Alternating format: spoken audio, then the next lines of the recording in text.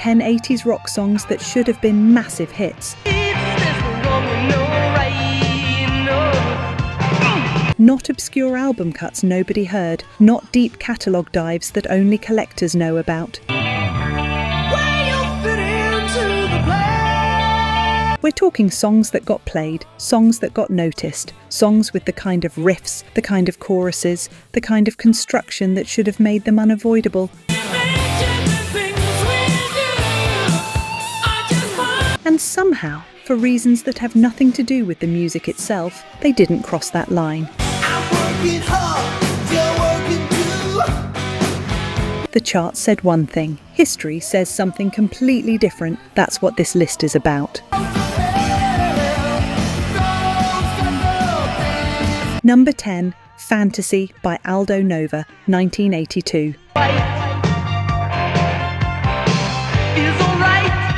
We're starting with a song that's been living in your subconscious since the first time you heard it. Even if you can't immediately place the name, the second that opening riff kicks in, that locked-in, almost hypnotic groove, those layered guitars stacked on top of each other, you're right back in it. The year is 1982, and there's a 25-year-old kid from Montreal who has never put out a record, no label, no co-writers, no band. He walked into the studio and recorded every single instrument himself. Guitar, drums, keyboards, bass, vocals, the whole thing. One person, one room. And when he was done, he had a debut album that would eventually sell 2 million copies. His name was Aldo Nova. The song was Fantasy. It peaked at number 23 on the Billboard Hot 100 and number 3 on mainstream rock. Heavy MTV rotation, buzz everywhere. And then the momentum stalled. Here's the part that gets me about this story. That album, that entirely self-recorded, self-produced album, went double platinum eventually. The audience found it. The music was real, but the label couldn't figure out how to make it bigger than it already was. They re-signed him for a second album in 1983, then a third in 1985, each one a little more commercially shaped, a little further from what made Fantasy work. The record company on the third album kept pushing him toward a more polished pop rock direction. Nova was so unhappy with the result that he asked to be released from his contract. They wouldn't let him go. And here's the irony. The man who couldn't quite break through as a solo artist became one of the most quietly powerful figures behind the scenes in rock and pop. He produced and co-wrote major records for Celine Dion in the 90s, including the album that won the Grammy for Album of the Year in 1997. He worked closely with Jon Bon Jovi on the Blaze of Glory solo project in 1990. His fingerprints are on records that sold tens of millions of copies.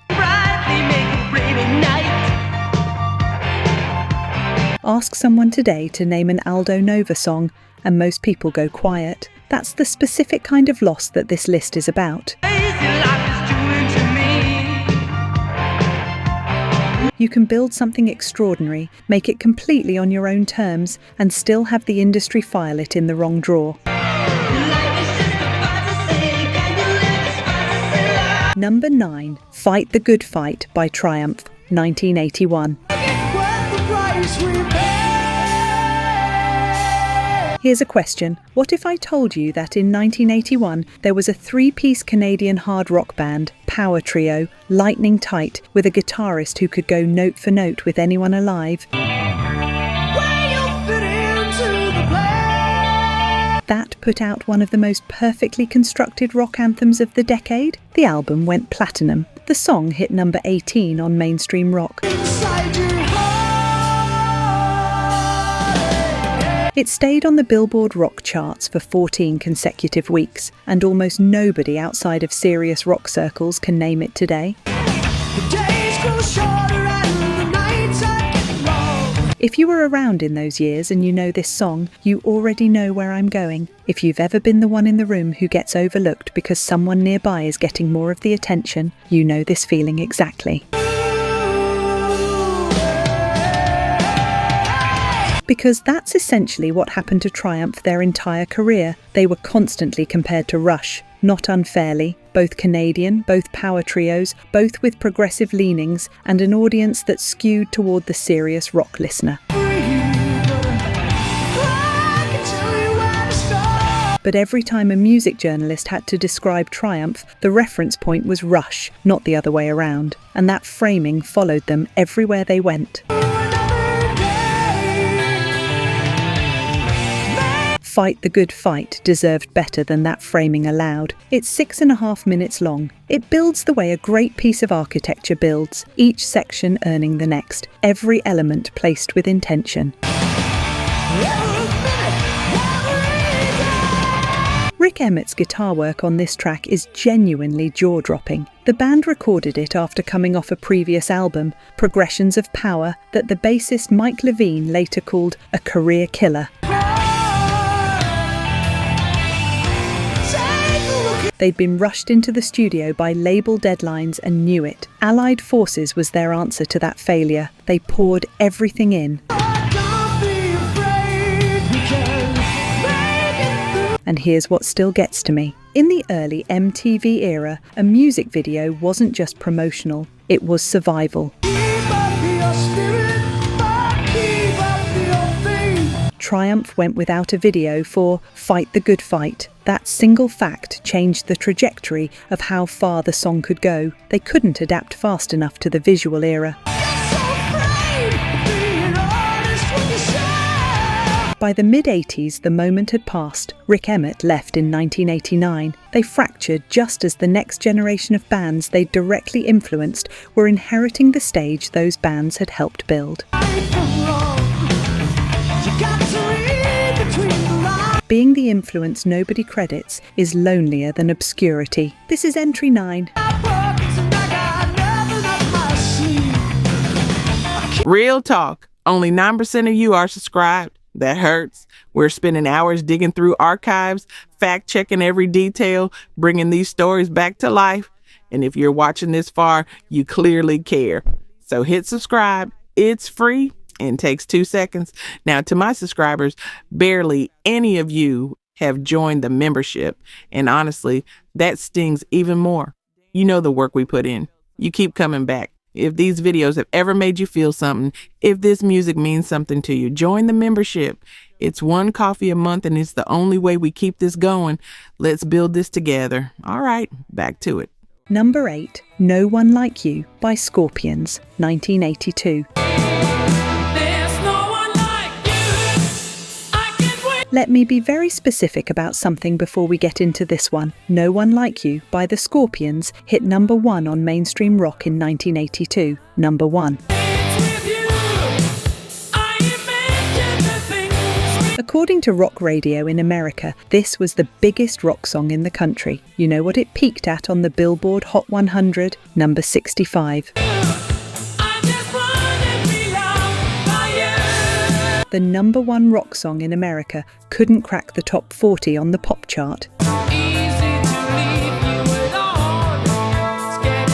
This is from the Blackout album, the record where the Scorpions essentially became the Scorpions we know today. They'd been a band since 1965, German band from Hanover, more than 15 years in the game by this point, and they'd been trying to crack America for the better part of a decade. But here's what most people walking around humming this chorus don't know. Before a single note was recorded, Klaus Meine, the vocalist, the voice that makes this song what it is, had nearly lost his ability to sing permanently. He needed throat surgery in 1981 that left the band genuinely unsure whether he'd ever perform again. There was real doubt about the future of the Scorpions. Rudolf Schenker later said they seriously considered whether to continue without him. Klaus Meine came back, went through the recovery, wrote through it. Much too long for a man who needs love. And then he and Rudolf went into the studio and recorded one of the most powerful vocal performances of his career. I just wanna be loved by you. You know that specific vulnerability in the chorus of No One Like You? That wide open quality underneath the power? That's not just craft. That's a man singing from somewhere very specific, from the knowledge of what it felt like to almost lose the one thing that made him who he was. Number 65 on the pop chart. Honestly, this was one of the 10 best rock songs of the entire decade. The mainstream just looked the other way. There are really no words strong enough. Number 7, Turn Up the Radio by Autograph, 1984. If you ran a radio station in the winter of 1984, your job was simple: find the songs that make people reach for the dial. This one was doing it before any program director got involved. Autograph, Turn Up the Radio. From their debut album, Sign In Please, here's what you need to know about how this song almost didn't exist. The band signed to RCA, recorded their debut album, and submitted the finished record. RCA looked at the track listing and told them, point blank, that Turn Up the Radio had no commercial value. They wanted it off the album, removed, gone. The band refused, fought for it, insisted it stay on the record. And here's the part that still makes you want to shake your head. The song the label said had no commercial value went to number 29 on the Billboard Hot 100. The album went gold. In 1985, Guitar Player magazine awarded guitarist Steve Lynch their Guitar Solo of the Year specifically for his work on this track. VH1 later ranked it number 93 on their list of top 100 hard rock songs.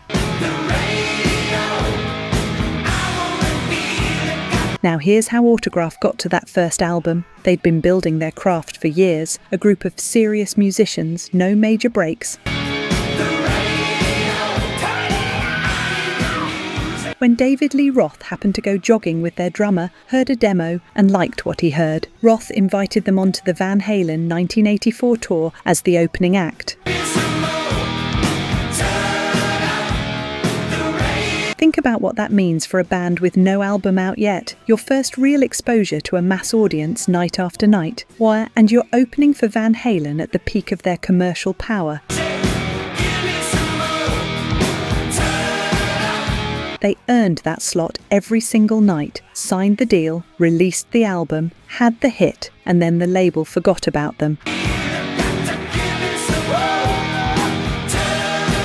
Two more albums, 1985 and 1987. Neither one got the promotional campaign that the debut received. By 1989, they were finished. One song the label almost pulled, one moment the machine got right by accident. That's a career that burned bright for exactly one moment. And for a lot of people, that's still the moment they remember. Number 6, Bark at the Moon by Ozzy Osbourne, 1983. If you were watching MTV in the fall of 1983 and you saw a man in full werewolf makeup, black coat, unleashing one of the most primal guitar riffs of the decade, you knew immediately that something had shifted. This was Ozzy Osbourne, less than 2 years removed from losing Randy Rhoads in a plane crash, and he was making a statement. The show does not stop. Bark at the Moon, the title track of Ozzy's 1983 album, a genuine anthem. The album hit number 19 on the Billboard 200, eventually went triple platinum in the US, 3 million copies. The song peaked at number 12 on rock radio. It had the video, the airplay, the audience. By every reasonable measure, this should have crossed over to pop. It didn't. But here's the part of this story that most people don't know, and the part that still makes people genuinely angry when they look it up. Ozzy Osbourne was credited as the sole writer of every song on that album. His name, only his name. But Bark at the Moon, the riff, the foundation of the track, the musical skeleton of everything that makes the song work, was co-written by guitarist Jake E. Lee and bassist Bob Daisley. Daisley later said he accepted a cash buyout in exchange for giving up the writing credit. Lee claimed he was threatened with termination if he didn't sign a contract relinquishing his claims to writing and publishing. Ozzy himself eventually acknowledged it. In the liner notes to a later compilation, he wrote that he had the vocal melody and that Jake came up with the riff. The riff, the defining element, the thing you hum right now when you think of that song. Jake E. Lee walked away from one of the most recognisable guitar figures in hard rock history without his name on it. You can sell 3 million records and still lose the most important thing. And in rock history, that story plays out more than you'd ever want to know. This is entry 6. Number 5, Too Late for Love by Def Leppard, 1983. In 1983, Def Leppard's Pyromania was the second biggest selling album in America, number 2 on the Billboard 200. The only thing keeping it from the top was Michael Jackson's Thriller, and Pyromania didn't just sell, it defined a moment in rock. She turns out the light, but it's too late. Photograph went top 40, Rock of Ages went top 40, Foolin' went top 40, and then there was Too Late for Love. This was the 4th single off Pyromania, an unplanned release. The label decided to put it out in late November of 1983. Children start to sing, across the street. After the first 3 singles had performed so strongly, figuring the album had more to give, and they were right about that. Too Late for Love hit number 9 on mainstream rock. It's one of the most emotionally precise things Def Leppard ever recorded. Joe Elliott's vocal delivery on this track is something else, restrained in exactly the right places, then completely wide open in the chorus. There's a weight to this song, a genuine ache in the construction that the album's bigger singles don't quite carry in the same way. But here's why it got buried: no video. By the time the 4th single came out, Pyromania had already made its commercial run. MTV had cycled through. The label wasn't going to fund a full production campaign for the 4th single off an album that was already a commercial success story. So Too Late for Love went out into the world without pictures, and in the MTV era, that is the equivalent of whispering in a stadium full of people watching the screen. Pyromania eventually went diamond, 10 million copies in the US. That certification belongs to a rare group of records. She turns out the light, but it's too late. And one of that album's best, most emotionally honest songs never charted on the Hot 100. Not because people didn't want to hear it, because nobody made the effort to show them it was there. Sometimes the machine just doesn't look back. Number 4, Summertime Girls by Y&T, 1985. Before we get into the chart numbers on this one, I need to say something directly. Lars Ulrich of Metallica has gone on record saying that Y&T is the reason he became a musician. He saw them play at a club in Hollywood in December of 1980 and said, I'm paraphrasing, that it was the turning point for him wanting to play music, not Led Zeppelin, not Black Sabbath. Y&T, he credits them directly. Summertime Girls, 1985. It peaked at number 55 on the Billboard Hot 100, number 16 on mainstream rock. It was Y&T's first and only song to ever chart on the Hot 100 in their entire career, their only one. Dave Meniketti is one of the most technically accomplished and emotionally expressive guitarists in the hard rock tradition. A full stop, not a caveat in that sentence.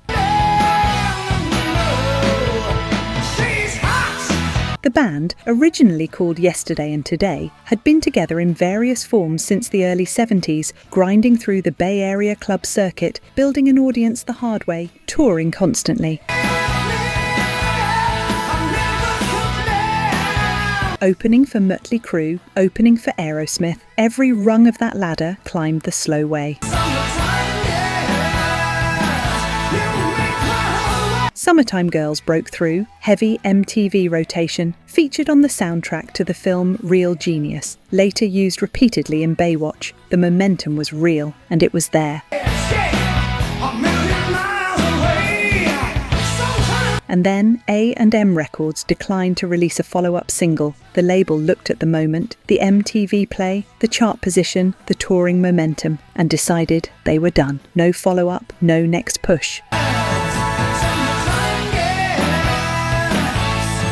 And if you've ever had a moment where you did everything right, hit every mark, and then watch the one person with the ability to carry it forward walk away,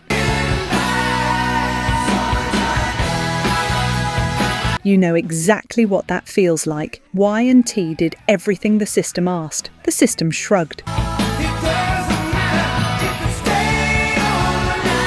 Phil Kennemore, the bassist who was there through all of it, died of lung cancer in January of 2011.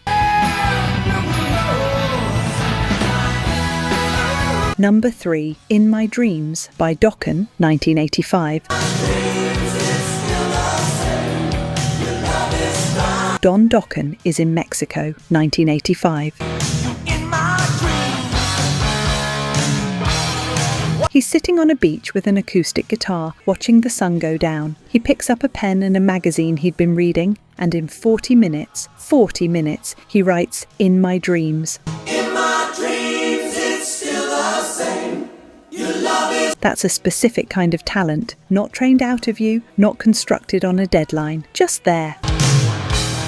Toss and turn all night in the sheet. In My Dreams peaked at number 24 on mainstream rock, 77 on the Hot 100. At the time it was released, Dokken had 3 platinum albums. The band's internal tensions, primarily between Don Dokken and guitarist George Lynch, were already significant and getting worse with every passing month on the road. But they had something inside all of that friction that transcended the fighting. George Lynch was widely considered, at that moment, the third greatest rock guitarist in Los Angeles, not in the country, in the city. After Eddie Van Halen and Randy Rhoads specifically, that's the company he was being measured against. The video for In My Dreams was directed by Wayne Isham, the same director behind Home Sweet Home for Mötley Crüe. Isham filmed Don Dokken singing in actual rain, soaked through, the contrast of running water against cracked, parched earth. It's one of the most visually intentional rock videos of that whole era, and it fits the song exactly. Here's what's wild about this. Dokken broke up in 1988, not because they failed, because they succeeded. The pressure of that success, the touring schedule, the substance issues, the fundamental incompatibility between Don and George that had never really resolved, yet only been managed. It all collapsed in on itself on Halloween night in Providence, Rhode Island, while they were opening for Aerosmith. Don Dokken walked away. They were more commercially successful at that moment than at any point in their history. You build it together, you reach the summit together, and then something inside the thing you built decides the building is over. I'll let you sit with that one. Number 2, Still of the Night by Whitesnake, 1987. In 2008, Guitar World ran a feature and asked a panel of musicians and critics to identify the best song Led Zeppelin never wrote. The answer? Still of the Night by Whitesnake. That is not a small compliment. That's essentially saying this track inhabits the same altitude. It exists in the same category of songwriting that only the truly transcendent stuff gets to live in. Can't keep away. Now let's talk about the numbers. The Whitesnake album, released in 1987 and sometimes called simply 1987, went 8 times platinum in the US, 8 million copies. It peaked at number 2 on the Billboard 200 for 10 non-consecutive weeks. The only thing keeping it from the top spot that year was U2's The Joshua Tree. Still of the Night, the lead single. The song David Coverdale and guitarist John Sykes co-wrote specifically to be the opening statement, the first thing anyone heard from this album, peaked at number 79 on the Billboard Hot 100. But here's the thing about this song that most people have never registered. The band in the music video is not the band that recorded the track.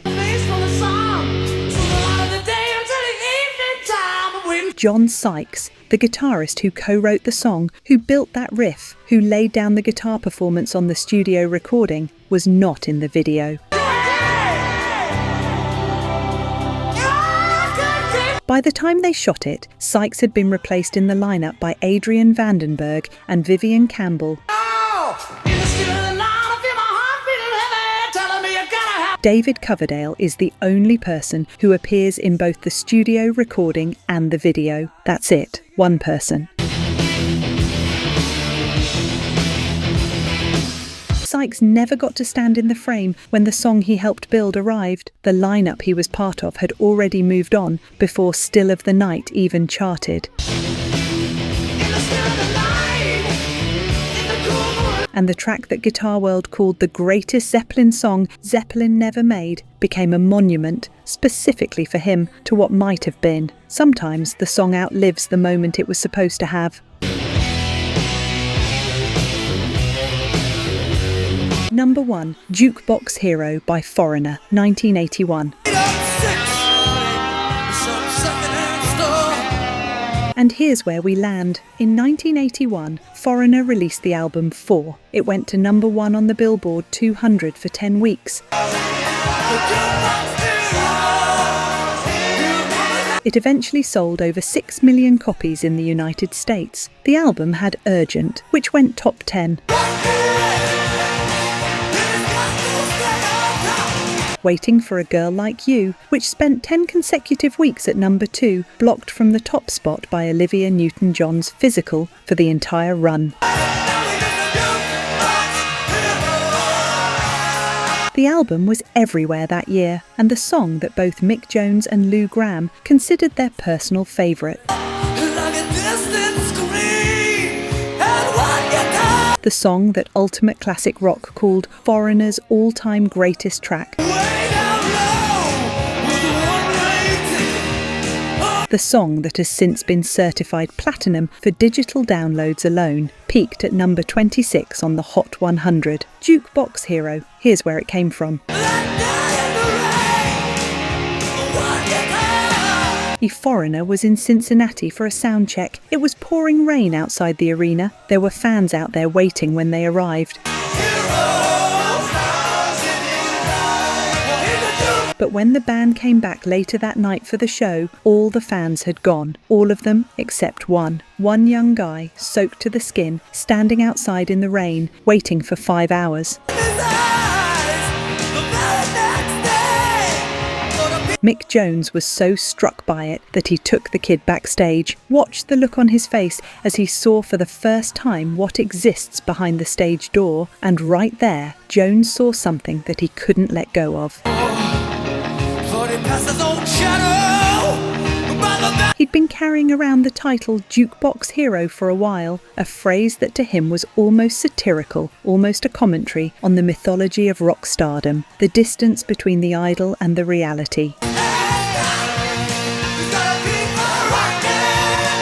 He combined it with a half-written piece Lou Gramm had been working on called Take One Guitar. Producer Mutt Lange helped stitch the two fragments into something larger than either piece alone. Thomas Dolby played the synthesizer parts.